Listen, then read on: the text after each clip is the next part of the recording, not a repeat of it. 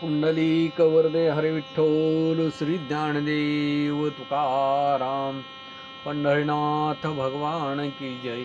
प्रभु रामचंद्र भगवान की जय। पवनसूत हनुमान की जय।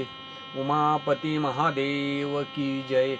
अवधूत चिंतन श्री गुरुदेव दत्त वासुदेव हरी। श्री नवनाथ महाराज की जय। श्री गणेशाय नमः। श्री सरस्वती नमः। श्री सद्गुरु रामचंद्राय नमः। श्री गुरुभ्यो नमः। शिष्याला यती सांगू लागलेले आहेत की धन्य तुझी वाणी आहे, कारण तुझी भक्ती गुरुचरणाशी लीन झालेली आहे आणि म्हणून तू मला प्रश्न विचारतो आहेस आणि तेच श्री गुरूंचं चरित्र मी आता तुला सांगतो आहे। चित्त देऊन ऐक। महिमा प्रगट झालेला आहे आणि त्याच्यामुळं सगळे लोक भजन करू लागलेले आहेत। जे कामार्थी आहेत म्हणजे इच्छा धरून येणारे असे अनेक जण गुरु दर्शनासाठी येऊ लागले। साधू असाधू लुच्चे आणि लबाड असे जे लोक कोणी सगळे आहेत ते सगळेजण गुरूंच्या जवळ येऊ लागले। आणि मग तिथं आल्याच्या नंतर वर्तमान काळामध्ये आणि या कलियुगामध्ये अवघे शिष्य हो असं म्हणू लागलेले आहेत। भार्गव राम अवताराच्या योगी भार्गव राम अवतारामध्ये परशुराम अवतारामध्ये या पृथ्वीला जिंकून ते राज्य ब्राह्मणांना दिलेलं होतं आणि ते स्वतः पश्चिम समुद्राच्या ठिकाणी गेले। पुन्हा त्यांच्याजवळ जाऊन ते सुद्धा ठिकाण मागतील याच्यासाठी त्या ब्राह्मणांच्या इच्छेतून आकांक्षेतून आपल्याला सुटता येणार नाही। म्हणून भार्गव आणि परशुरामाने सागराचा मध्य जो आहे त्या समुद्राच्या मध्यभागी पाण्यामध्ये गुप्त रूपानं राहिले, कारण अजून ब्राह्मण येतील आणि आपल्याला मागतील। तशा पद्धतीनं श्री गुरुमूर्ती कारणाकारण गुप्तपणाने तिथं राहिले। सगळे लोक वर मागण्यासाठी येत आहेत। नाना यातीचे वेगवेगळ्या जाती धर्माचे जातीपंथाचे विश्वव्यापक जगदीश्वर तो काय देऊ शकणार नाही, पण पात्रानुसार पात्र पाहून प्रसन्न होणारा तो आहे। या कारणानं त्या ठिकाणी श्री गुरु हे गुप्त रीतीनं राहिले। सर्व शिष्यांना बोलावून घेतलं आणि तीर्थयात्रेला जाण्यासाठी निरोप देऊ लागलेले आहेत।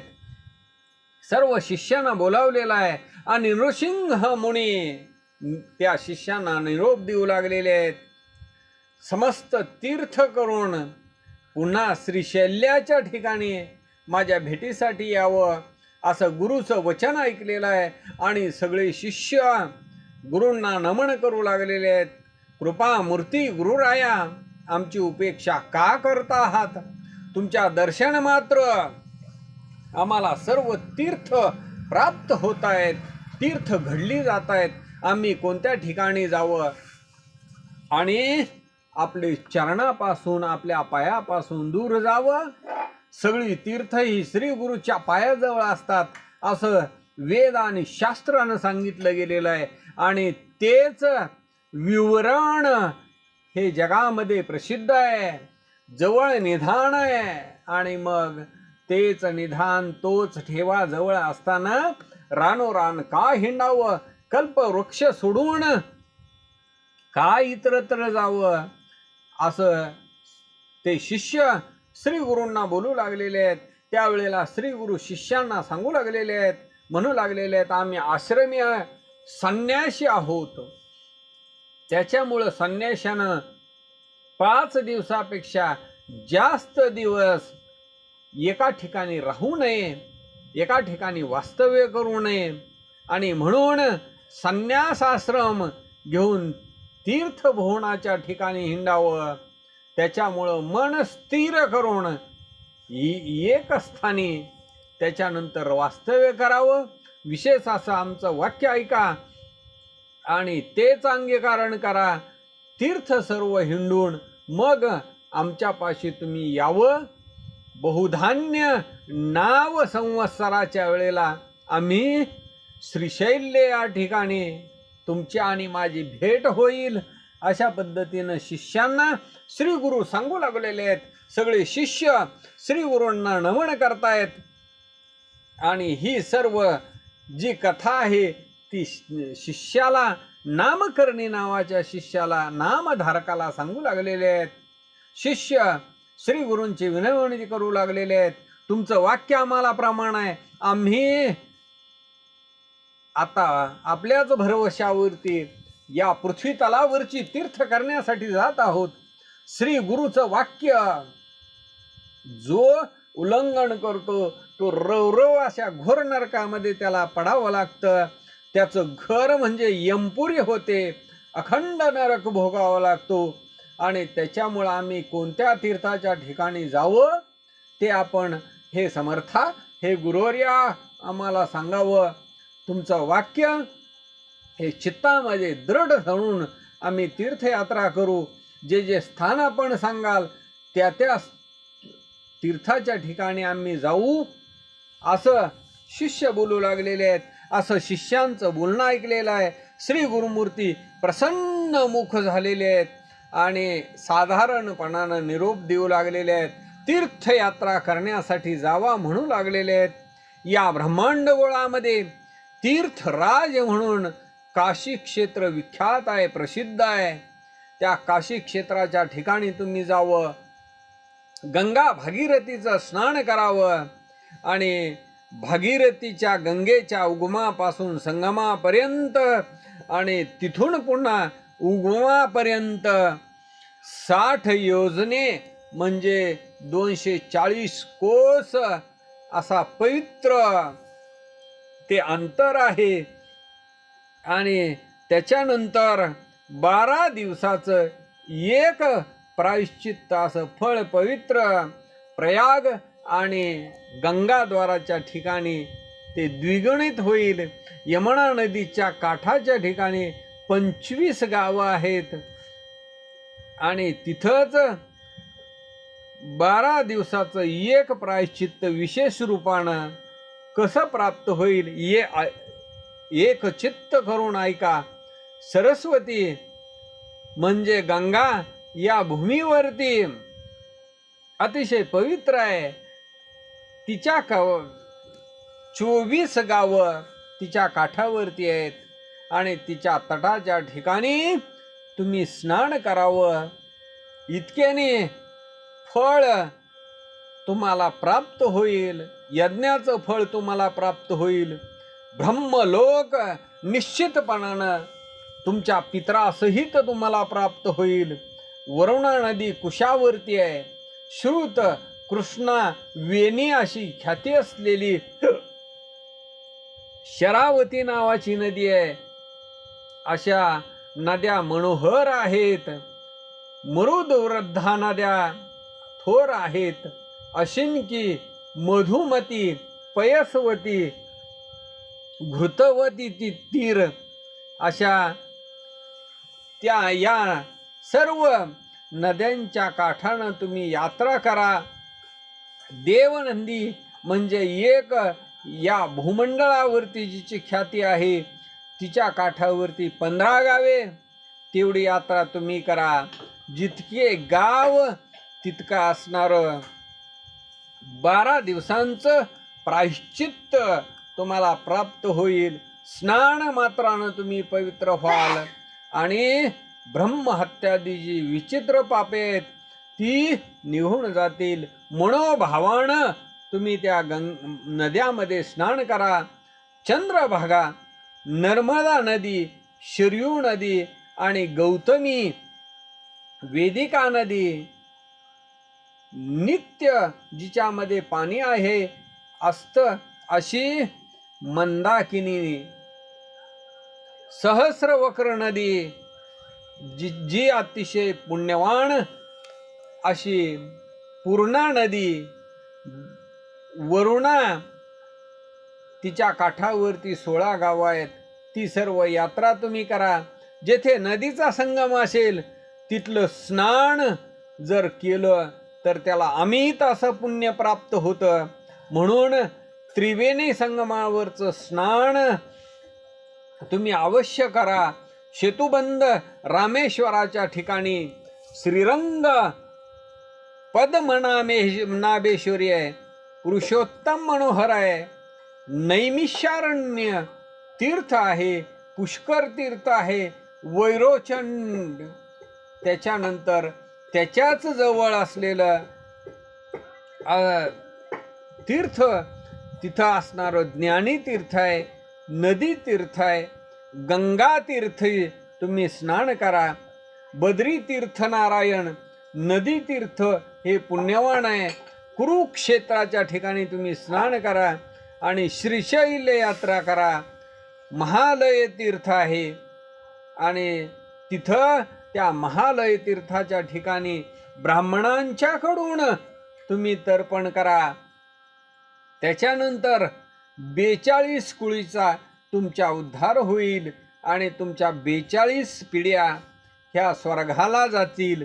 केदार तीर्थ, पुष्कर तीर्थ, कोटी तीर्थ, नर्मदा तीर्थ, मातृकेश्वर, कुब्ज तीर्थ, कोकामुखी असं विशेष प्रमाण, प्रसाद तीर्थ, विजय तीर्थ, त्याच्यानंतर पुरी, चंद्र नदी तीर्थ, गोकर्ण तीर्थ, शंखकर्ण यांचा असणारं तुम्ही मनोहर असं स्नान करा. अयोध्या, मथुरा, कांची, द्वारावती, गया, शालिग्राम तीर्थ, शबलग्राम हे मुक्तिक्षेत्र आहे. गोदावरी नदीच्या काठानं 6 योजन म्हणजे जवळजवळ 24 कोस अंतर एवढं तुम्ही पार करा. तिथली महिमा अशी आहे की वाजपेयी यज्ञाचं पुण्य केल्याचं प्राप्त ते फळ तुम्हाला प्राप्त होईल.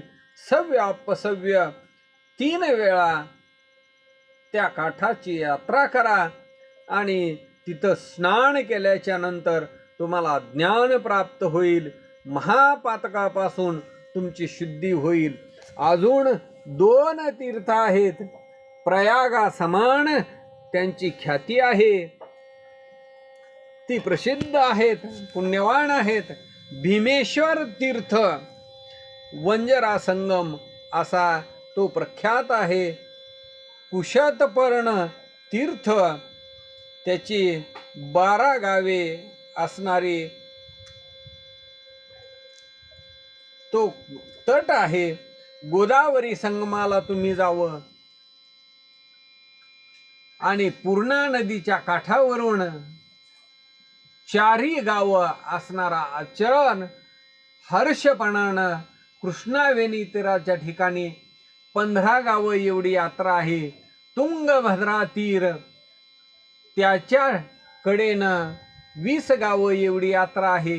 पंपा सरोवर स्वभावानं त्या पंपा सरोवराचा अनंत महिमा आहे. हरिहर क्षेत्र त्याची महान ख्याती आहे, ज्या समस्त दोषांचा परिहार करणार.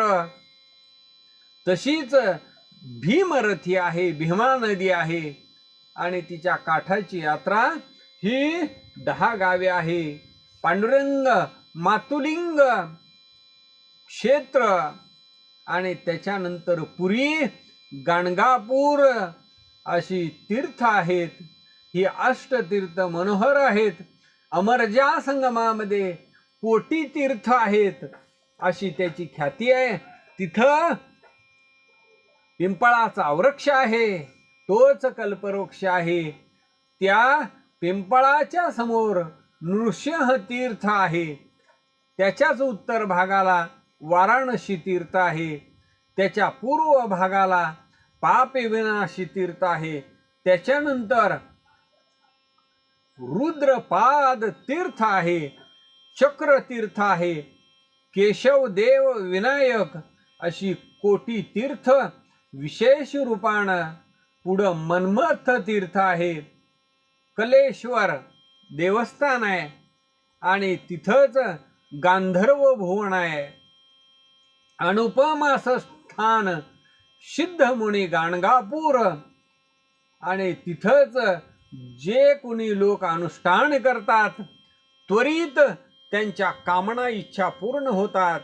तिथंच कल्पवृक्ष आहे आणि तोच मनातली कामना पूर्ण करतो. कांकिनी संगम आहे, भीमातीर क्षेत्र आहे, अनंत तीर्थ पुण्य स्वभावानं प्रयागासारखे आहेत. तुंगभद्रा, वर्धा नदी, संगम स्थानात तपोनिधी, मलप्रभा संगमी जन्म जन्मांतरीची पाप निघून जातात. निवृत्ती संगमाची अशी ख्याती आहे की त्या ठिकाणी ब्रह्महत्या, त्या पापाचा नाश होतो. तुम्ही तिथं त्वरित जावं असं श्री गुरु शिष्यांना सांगू लागलेले आहेत. सिंहराशी बृहस्पती आणि त्या तीर्थामध्ये आल्याच्या नंतर संतोषित होतात. समस्ताच्या ठिकाणी भागीरथी येऊन ऐक्य होते. कन्यागती कृष्णाच्या ठिकाणी त्वरित भागीरथी येते. तुंगभद्रा आणि जी गंगेचा प्रवेश असणारी तीच येते. कर्क राशीमध्ये सूर्य येत असताना मलप्रभा कृष्ण संयुता सर्वजण स्नान केल्याच्या नंतर ब्रह्महत्यादी पाप जातात. भीमा कृष्णा संगमाच्या ठिकाणी स्नान करावं. 7 जन्म त्याला ब्राह्मणाच्या कुशीमध्ये जन्म प्राप्त होतो. तुंगभद्रा संगम पाहिल्यानंतर त्याच्याहून त्रिगुणित असं फळ प्राप्त होतं. निवृत्ती संगम चतुर्गुण देणारा आहे. पाताळ गंगेच्या स्नानानं, मल्लिकार्जुन दर्शनानं षडगुण 6 पट पुण्य प्राप्त होतं आणि त्याला जन्म मरणाचा जो फेरा येतो त्याचा चुकला जातो आणि लिंगालयाच्या ठिकाणी पुण्य हे दुप्पट होतं. समुद्र कृष्णा संगमाच्या ठिकाणी अगण्य असं ज्याची गणना करता येणार नाही. कावेरी संगमाच्या ठिकाणी 15 पटीनं पुण्य प्राप्त होतं. मनोभावानं स्नान करा. ताम्रपर्णीचं अशाच पद्धतीनं स्नान मात्रानं पुण्य प्राप्त होतं. कृतमाला नदीच्या तीरावरती सर्व पापांचा परिहार होतो. पयस्विनी अनेक भवनाशिनी अतिविशेष असं सर्व पापांचं हरण करते. समुद्र स्कंद दर्शनानं पुण्याची प्राप्ती होते. शेषाद्री क्षेत्र, श्रीरंगनाथ, पद्मनाभ, श्रीमदनंत त्यांची त्वरित पूजा करावी आणि त्याच्यानंतर मल्लिकार्जुन जे क्षेत्र आहे तिथं जावं. तुम्ही पूजा अर्चा करावी. सर्व तीर्थ समान आहेत. असं अनेक एक कुंभकोण, कन्याकुमारीचं दर्शन, मत्स्य तीर्थामध्ये तुम्ही स्नान करा. पक्षतीर्थ हे अतिशय उत्तम आहे. रामेश्वर धनुष्यकोटी नावानं कावेरी तीर्थ आहे. रंगनाथाच्या ते जवळ आहे. पुरुषोत्तम चंद्रकुंडाशी कोटी तीर्थ आहेत. महालक्ष्मी कोल्हापुराच्या ठिकाणी, तिलाच दक्षिण काशी करवीर नगरी असं म्हटलं जातं आणि तिच्या सन्निधच कोल्ह नावाच्या गावामध्ये कोळे नावाचं गाव आहे आणि तिथंच नृसिंहदेव परमात्मा सदाशिव तोच प्रत्यक्ष तिथं आहे.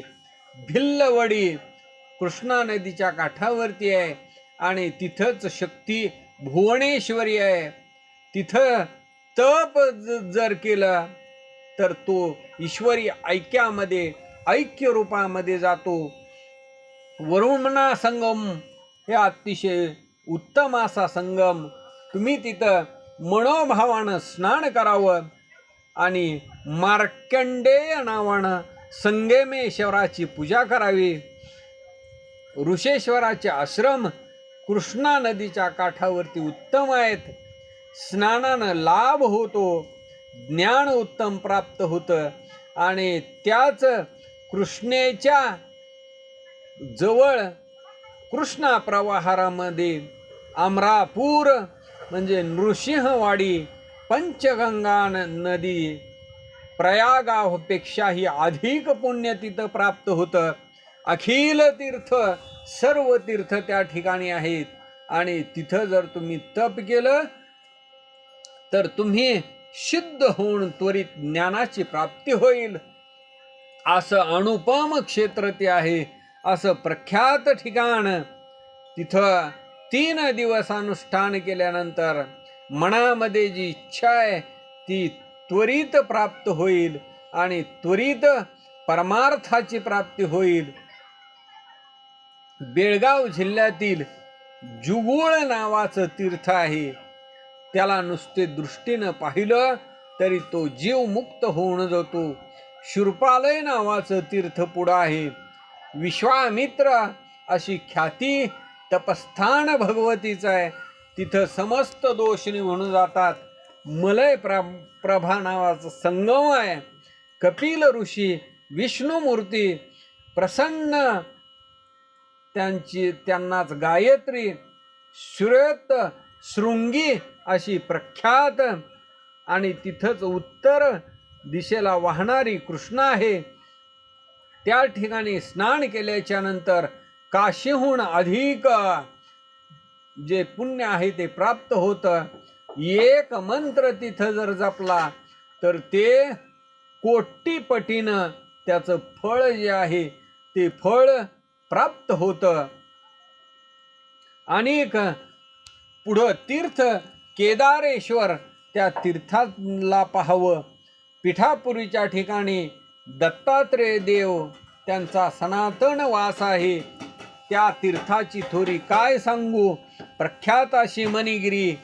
सप्त ऋषी प्रेमाच्या योगे करून तिथं पुष्कळ दिवस तप केलं. वृषभाद्री, कल्याणनगर तिथं तीर्थ अपरंपार आहेत. या संसारातली इरझार संपली जाईल म्हणून त्या तीर्थाला तुम्ही जावं. अशा पद्धतीनं महाबळेश्वराचं दर्शन घ्यावं. 60 यज्ञाचं पुण्य तुम्हाला प्राप्त होईल. श्रीगिरीचं नुसतं दर्शन घेतलं तरी जन्म मरणाचा फेरा चुकेल. समस्त तीर्थ या पृथ्वी तलावरती आहेत आणि ती तुम्ही आचरण करावी. जर एक नदी रजस्वाला असेल तर मग त्यावेळेला मात्र स्नान करू नये. संक्रांतीचा दिवस असेल म्हणजे सूर्य